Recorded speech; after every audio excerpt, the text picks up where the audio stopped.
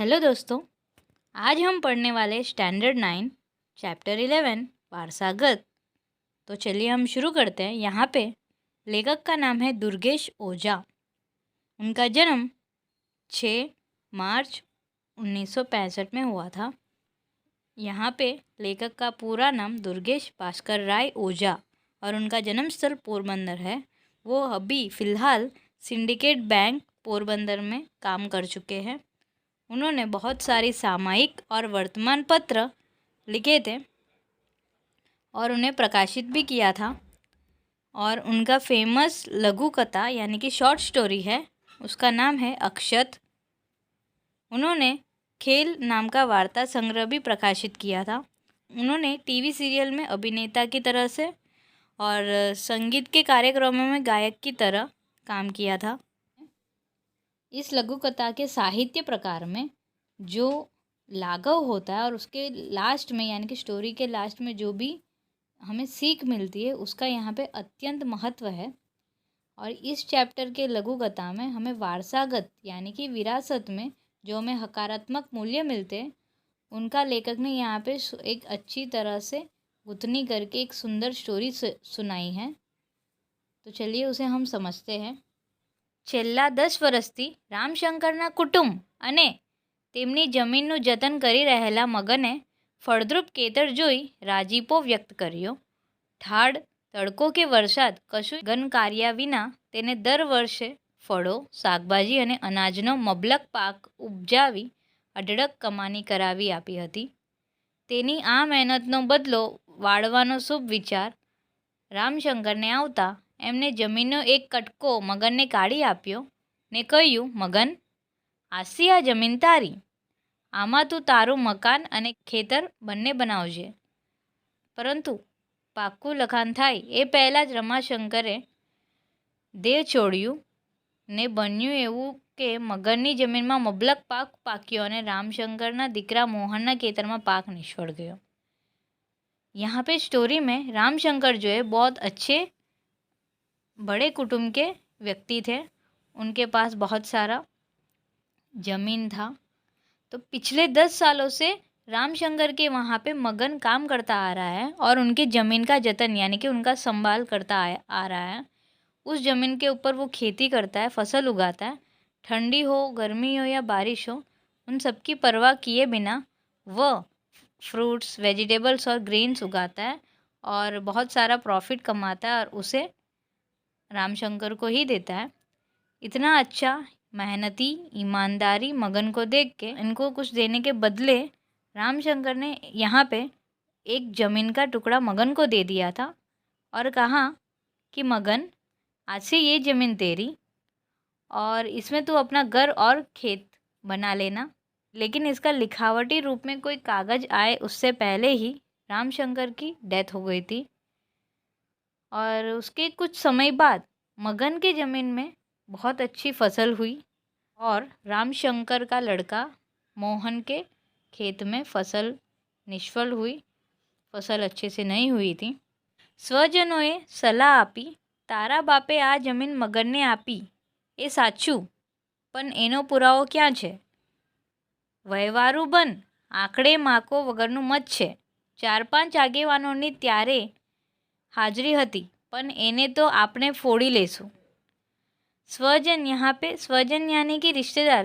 रिश्तेदार के बातों में यहाँ पे मोहन आ गया था। यहाँ पे रिश्तेदार बोल रहे थे कि तुम्हारे पापा ने ज़मीन मगन को दिया था, वो बात सही है, लेकिन उसका प्रूफ नहीं है ना अपने पास, उनका प्रूफ तो दिया नहीं है। बोला है कि व्यवहारू बन यानी कि दिमाग से सोच और कैसे भी करके उसके पास से अपना ज़मीन ले ले, उसमें तेरा ही फ़ायदा है। ऐसे रिश्तेदार मोहन को समझाना चाहते थे। મગન તો હરખભેર આવકારી રહ્યો, આવો આવો નાના શેઠ, તમારા પ્રતાપે ને તમારા બાપુની કૃપાથી આ મારી જમીનમાં સોનાનો सूरज। यहाँ पे मगन मोहन को आवकार रहा था यानी कि बुला रहा था और बोल रहा था कि आओ आओ छोटे सेठ, तुम्हारे और तुम्हारे पापा की वजह से ही मेरे ज़मीन में आज सोने का सूरज। उतने में ही मारी ज़मीन एम, आ ज़मीन तारी छे? એનો કોઈ આધાર, કોઈ લખાણ છે તારી પાસે? એમ મોહને બોલ્યો. रामशंकर बापाना बोल ए ज मारे मन भगवाननो. यहाँ पे मोहन बोल रहा था कि मेरी ज़मीन, ये तुम्हारी ज़मीन है ऐसा? इसका कोई प्रूफ है तुम्हारे पास? कोई लिखावटी डॉक्यूमेंट है? तो तभी मगन बोलता है कि आपके पिताजी ने बोलकर दिया था और आपके पिताजी मेरे लिए भगवान के समान है. तो ये सुन के ए ना चाले, आ जमीन तारी नथी, શું સમજ્યો? લે આ કાગળો ને કર સही એટલે छेड़ो फाटे. तभी मोहन बोल रहा था कि ये नहीं चलेगा, ये तेरी ज़मीन नहीं है, तू क्या सोच रहा है? ये ले, ये कागज़ में सही कर और रफ़ा दफ़ा कर. तो ये मोहन के મોહનના આ શબ્દોથી મગરને પગ નીચેથી જમીન સરી જતી લાગી. દોસ્ત સમી જમીન દોસ્ત થતી લાગી. મગરને ધ્રુજતા હાથે સહી કરી. મોહને કાગડો આંચકી લીધા અને સ્વજનનો અટ્ટહાસ્ય કરી રહ્યો. મોહન બોલી ઉઠ્યો, હવે કામ પૂરું. હવે તારી પાસે કોઈ સાબિતી નહીં માંગે. મૂરખ, આજથી આ જમીન કાયદેસરની તારી થઈ ગઈ. લે સાચવ, આ તારો દસ્તાવેજ. तो यहाँ पे क्या हुआ कि मोहन के जो शब्द थे, मोहन के शब्द को सुन के मगन के पैर के नीचे ज़मीन फिसल गई, ऐसा उसे लग रहा था.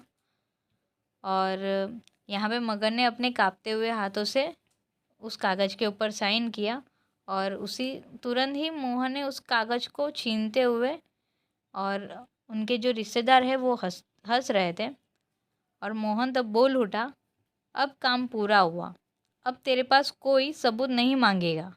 मूर्ख, आज से ये ज़मीन कायदेसर की तुम्हारी हुई.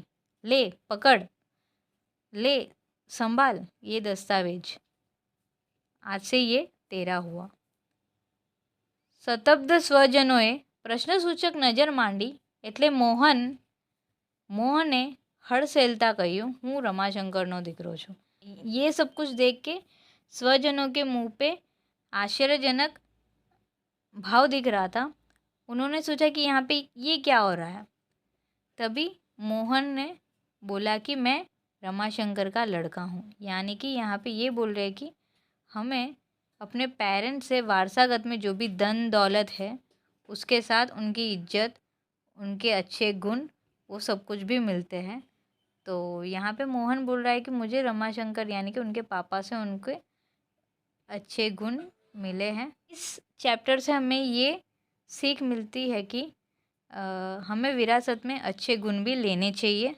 धन दौलत के अलावा हमें अच्छे गुण और समाज में अपना नाम भी रखना चाहिए. तो चलिए हम एक्सरसाइज शुरू करते हैं. तो यहाँ पे पहला क्वेश्चन है, प्रश्नों नीचे आपेला विकल्पोमांथी साचो विकल्प पसंद करी खरानी निशानी करो. उसका पहला क्वेश्चन है, मगननी मेहनतनो बदलो रामशंकरे कई रीते आप्यो? ए, थोड़ा पैसा आपीने, बी, ढोर डाकर आपीने, सी, जमीनो एक कटको आपीने, डी, मकान आपीने. इसका आंसर आएगा सी, जमीनो एक कटको आपीने. सेकंड क्वेश्चन, मगनने पग नीचेनी जमीन सरी जती केम लागी?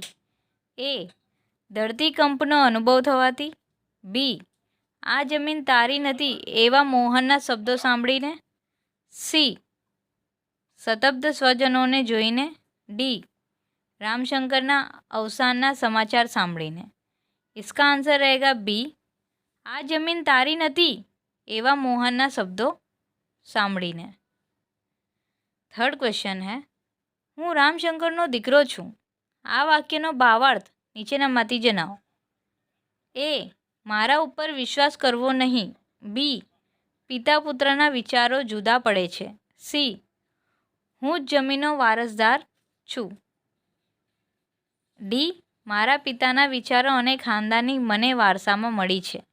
इसका आंसर रहेगा डी, मारा पिताना विचारो अने खानदानी मने वारसामां मळी छे. फोर्थ क्वेश्चन है, मारी जमीन में सोनानो सूरज वाक्यनो अर्थ शोधो. ए, जमीन में कशुं ज उपजतुं नथी. बी, જમીનમાં મબલક પાક ઉગ્યો છે. સી, જમીનમાંથી સોનું મળી આવ્યું છે. ડી, સોનાના પતરામાં સૂરજનું ચિત્ર છે.